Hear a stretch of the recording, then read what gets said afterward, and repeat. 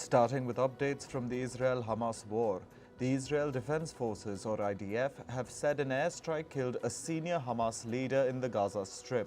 The IDF says Osama Mazini has been eliminated. He was reportedly a key hostage negotiator for Hamas. Israeli Prime Minister Benjamin Netanyahu has said that victory in Gaza will take time. In a speech to the Israeli parliament, he also issued a warning to Iran and Lebanon's Hezbollah. Netanyahu said, and I quote, "Don't test us on the northern border." Israel and the Iran-backed Hezbollah have been exchanging fire across the Lebanon-Israel border for days. Nearly 300 soldiers have been killed and at least 199 were being held hostage in Gaza. This is ever since Hamas attacked Israel on October 7th. A spokesperson for the Israel Defense Forces announced this during a briefing to reporters.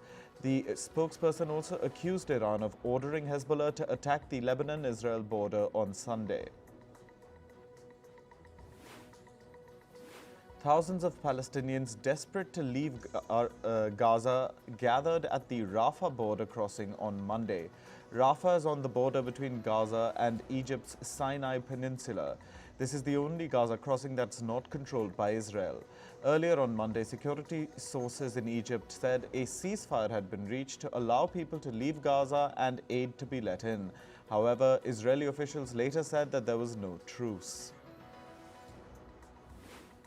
U.S. President Joe Biden will visit Israel on Wednesday. This was announced by U.S. Secretary of State Antony Blinken. Blinken added that the U.S. and Israel have agreed to develop a plan to get humanitarian aid to Gaza without benefiting Hamas. He made the announcement after 9 hours of negotiations with Netanyahu. Earlier on Monday, Blinken had returned to Israel after his West Asia trip. He visited several countries including Qatar, Jordan and Egypt. This was to carry out diplomatic talks with these countries to prevent a wider war from erupting as a result of the Israel-Hamas conflict. An Iranian official has said that the U.S. is heavily involved in the conflict between Israel and Hamas. He added that the U.S. must also be held accountable for the recent Israel-Hamas war. U.S. Secretary of State Antony Blinken says that American warships and jets in the region aren't a provocation but a deterrence. UN Aid Chief Martin Griffiths will travel to Cairo today. This is for negotiations on getting aid into the blockaded Gaza Strip. Griffiths said his office was in deep discussions with Israel, Egypt and others. Canadian Prime Minister Justin Trudeau has called for a humanitarian corridor to be opened into Gaza. Trudeau said urgent help was needed to address the increasingly dire situation.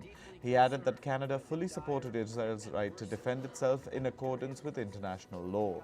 Separately, Canada has advised its citizens to leave Lebanon because of heightened security risks in the region.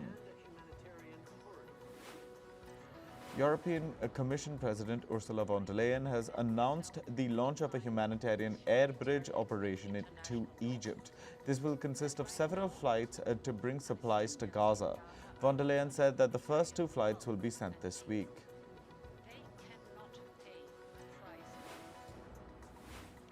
Reports say German Chancellor Olaf Scholz will visit Israel and Egypt today. This is following his meeting with Jordan's King Abdullah in Berlin. This comes as Western nations try to prevent the Israel-Hamas conflict from spreading. Scholz said, and I quote, "The point is to be in constant dialogue with everyone and prevent such escalation." A resolution calling for a ceasefire between Israel and Hamas has failed to pass in the UN Security Council. The resolution was drafted by Russia. The country proposed the 1-page draft text last Friday. It also called for the release of hostages, humanitarian aid access, and the safe evacuation of civilians in need. French Foreign Minister Catherine Colonna has called for the protection of journalists reporting on the Israel-Hamas war. She has asked both sides to respect the rights of the media. At least 15 journalists have been killed so far in the ongoing conflict. Several hundred people protested outside BBC's headquarters in London on Monday. They called for the broadcaster to describe Hamas as a terrorist organization in its reporting. The protesters shouted the word shame while waving Israeli flags. BBC previously issued a statement on its use of language. The company said its reporters do not use the term as it implies taking sides in the conflict. Jewish people in Washington, D.C. gathered around the White House to call for a ceasefire in Gaza. The protesters urged U.S. President Joe Biden to listen to the Jewish community in the United States. They asked for a de-escalation in the conflict. Former U.S. President Donald Trump has said that if re-elected, he will bar immigrants who support Hamas from entering America. He said this during one of his campaign rallies in the U.S. state of Iowa.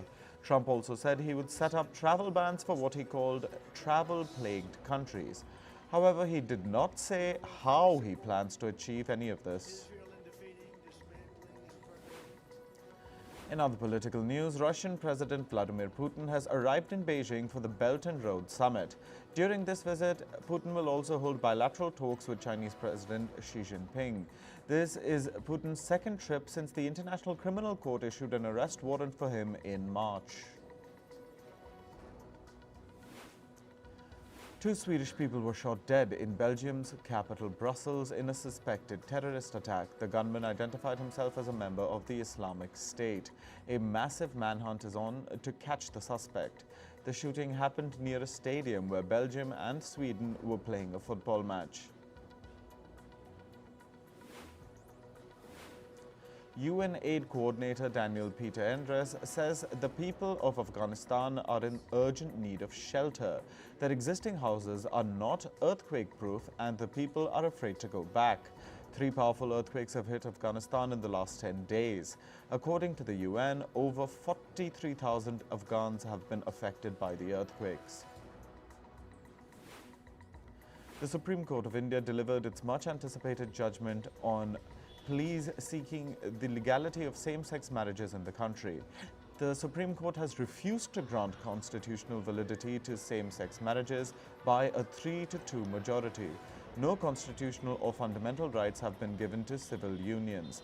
The Supreme Court said the government's high-powered committee will examine concerns of the same-sex couples. The court also did not provide rights for queer couples to jointly adopt. The 5-judge bench heard pleas in the case in May this year. Moving on to sports, the focus is on the ICC Men's Cricket World Cup 2023. Australia have claimed their first win, reviving their World Cup campaign. Australia beat Sri Lanka by 5 wickets at Lucknow's Ekana Stadium. The win for the Aussies comes after 2 successive defeats against India in the opener and then against South Africa. Despite a promising start, the Sri Lankan team failed to maintain their momentum. The batting lineup collapsed against Australia. They were bowled out for 209 in 43.3 overs. This was a significant drop from the initial partnership of 125 runs for the opening wicket. After that partnership, Sri Lanka lost all 10 wickets for just 86 runs. Despite half-centuries by Kushal Perera and Pathum Nissanka, Sri Lanka failed to put up its target of a 300-plus score. Australia's Adam Zampa, with his leg break googly, delivered when his team needed him the most.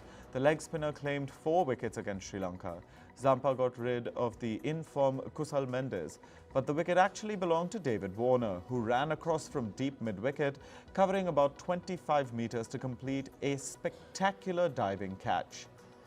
Samara Vikrama, Karunaratne and Theeksana were Zampa's other wickets. Pat Cummins, who has been far from his best with the ball, also stood up at the opportune moment. He gave Australia the breakthrough they needed as he cramped Nissanka for room. The Sri Lankan hit it high in front of square only for Warner to run and take a stunning catch. 5 overs later, the Australian skipper cleaned up the other set batter, Pereira, who picked up the wrong line to swing his bat. This dismissal marked the beginning of Australia's dominance as the Sri Lankan batting unravelled. Australian pacer Mitchell Starc kept up his record of taking at least a wicket in every World Cup match he has played in. He took 2 against Sri Lanka as he bowled both Dhananjaya De Silva and Lahiru Kumara in 21 World Cup matches. Starc has 54 wickets, boasting an outstanding average of 15.79. He has achieved 3 4-wicket hauls and 3 5-wicket hauls in the World Cups. Defending a below-par total, Dilshan Madhushankar bowled a fiery first spell. It included a maiden over and a double-wicket maiden, where he dismissed both David Warner and Steve Smith. Warner immediately called for a review after he was given out by the field umpire. The DRS, however, ruled in favour of the on-field umpire. 23-year-old Madhushankar, who played just his 9th ODI and first World Cup, took 3 wickets for 38 against the Aussies. While the bowlers delivered a stellar performance, Josh Inglis, Mitchell Starc and Marnus Labuschagne did the heavy lifting with the bat. Marsh put 52 on the board of 51 balls. He smashed 3 boundaries to plunder 12 runs of young spinner Dunith Welalage in the 9th over. Marsh raced to his half-century, but then Karunaratne, the Lankan right-arm medium-fast pacer, sent him back to the pavilion. He sent a sharp throw from the deep to end Marsh's innings as wicketkeeper Kushal Mendes collected to the ball and stumped him. Putting 58 on the board, Josh Inglis scored his maiden World Cup 50. Playing only his 2nd World Cup game, Inglis looked confident in the middle. He stitched a 77-run partnership with Marnus Labuschagne as Australia crossed the 200-run mark for the first time at this World Cup. Inglis was dismissed in the 33rd over by Welalage. Australia overhauled the target set by Sri Lanka in just 35.2 overs, giving a solid boost to their net run rate. The Aussies rose to the 8th position on the World Cup points table with their first win of the tournament. Meanwhile, the loss severely dented Sri Lanka's chances of progressing to the semis. Sri Lanka are in 9th place with defeats in all 3 games so far. Unbeaten South Africa will look to extend their winning streak as they face the Netherlands at the picturesque HPCA Stadium in Dharamshala. The 2 points will see South Africa back at the top of the standings in the league stage. The Proteas registered a massive 102-run win against Sri Lanka in their opener. In their next game, they thrashed the Aussies, winning by 134 runs. The Netherlands, on the other hand, have been winless in the tournament so far.